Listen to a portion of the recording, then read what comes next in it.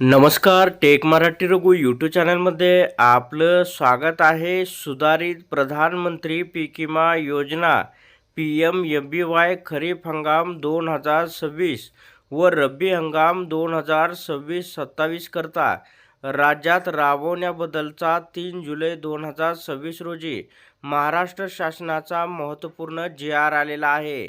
या GR मध्ये नेमकं काय म्हटलंय ते आपण सविस्तर व्हिडिओच्या माध्यमातून पाहणार आहोत, म्हणून हा व्हिडिओ आपण शेवटपर्यंत पहा. तर शेतकरी बांधवांनो, शासन निर्णय असा आहे की राज्य शासनाच्या संदर्भ क्रमांक 8 येथील शासन निर्णय तसेच केंद्र शासनाच्या संदर्भ क्रमांक 11 वरील पत्रान्वये दिलेल्या मान्यतानुसार राज्यात उत्पादनावर आधारित सुधारित प्रधानमंत्री पीक विमा योजना कॅप मॉडेल 80-110 नुसार खरीप 2026 व रब्बी हंगाम 2026-27 या एक वर्षाकरता अधिसूचित क्षेत्रातील अधिसूचित पिकांसाठी विमा क्षेत्र घटक एरिया अप्रोच धरून राबवण्याचा निर्णय शासनाने घेतलेला आहे. त्यानुसार विमा कंपन्यांची अंमलबजावणी यंत्रणा म्हणून 1 वर्षासाठी निवड करण्यात आलेली आहे.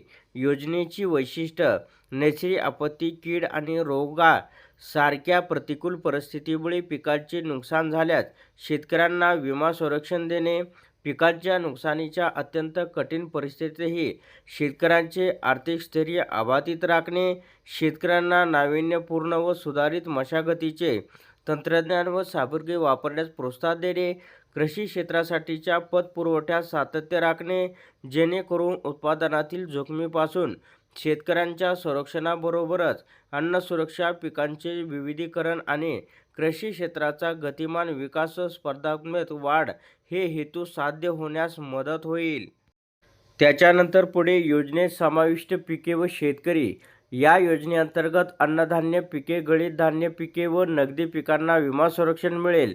सदर योजना राज्य शासनाने खरीप व रब्बी हंगामासाठी अधिसूचित केलेल्या महसूल मंडळ, मंडळगट, तालुका स्तरावर खालील अधिसूचित पिकांसाठी राबवण्यात येईल. पीक वर्गवारी आहे. तृणधान्य व कडधान्य पिके, गळीत धान्य पिके व नगदी पिके. खरीप हंगामासाठी भात, धान, खरीप ज्वारी, बाजरी, नाचणी, रागी, मूग, उडीद, तूर व मका. भुईमूग, कारळे, तीळ व सोयाबीन. कापूस व खरीप कांदा. आणि रब्बीसाठी आहे गहू बागायती, रब्बी ज्वारी बागायती, जिरायती, हरभरा, उन्हाळी भात व मका, उन्हाळी भुईमूग आणि रब्बी कांदा. तर राज्यात अधिसूचित क्षेत्रासाठी खरीप हंगामातील भात, धान व उन्हाळी भात पीक अधिसूचित करण्यात आले असून यासाठी उंबरठा उत्पादन व चालू वर्षाचे सरासरी उत्पादन तांदूळ गृहीत धरून निश्चित केले आहे. आता पीकनिहाय विमा हप्ता दर व विमा हप्ता अनुदान. या योजनेअंतर्गत विमा हप्ता दर हा वास्तवदर्शी दराने आकारण्यात येईल. तथापि खरीप व रब्बी हंगामासाठी प्रति हेक्टरी विमा हप्ता दर हा पुढील प्रमाणे आहे. तर याच्यामध्ये पिके, अन्नधान्य व गळीत धान्य पिके, नगदी पिके, कापूस व कांदा. खरीप हंगाम विमा संरक्षित रकमेच्या 2% किंवा वास्तवदर्शी दर यापैकी जे कमी असेल ते. विमा संरक्षित रकमेच्या 5% किंवा वास्तवदर्शी दर यापैकी जे कमी असेल ते. आता रब्बी हंगामामध्ये विमा संरक्षित रकमेच्या 1.5% किंवा वास्तवदर्शी दर यापैकी जे कमी असेल ते. विमा संरक्षित रकमेच्या 5% किंवा वास्तवदर्शी दर यापैकी जे कमी असेल ते. तर याच्यामध्ये म्हटलं आहे की सुधारित प्रधानमंत्री पीक विमा योजनेअंतर्गत सन 2026-27 करता शेतकऱ्यांनी भरावयाचा विमा हप्ता खरीप हंगामासाठी 2%, रब्बी हंगामासाठी 1.5% तसेच खरीप व रब्बी हंगामातील नगदी पिकांसाठी 5% असा मर्यादित ठेवण्यात आला आहे. योजनेच्या केंद्र शासनाच्या संदर्भ क्रमांक 5 येथील नमूद दिनांक 6 नोव्हेंबर 2024च्या मार्गदर्शक सूचनानुसार विमा हप्ता दरातील शेतकरी हिस्सा वजा जाता उर्वरित रक्कम ही राज्य व केंद्र शासनामार्फत विमा हप्ता अनुदानाच्या केंद्र हिस्साच्या मर्यादेनुसार दिला जाईल. केंद्र शासनाच्या मार्गदर्शक सूचनेनुसार केंद्र शासन कोरडवाहू जिल्ह्यातील पिकांना 30%, बागायती जिल्ह्यातील पिकांना 25%च्या मर्यादेत त्यांच्या समप्रमाणातील हिस्सा अदा करणार आहे.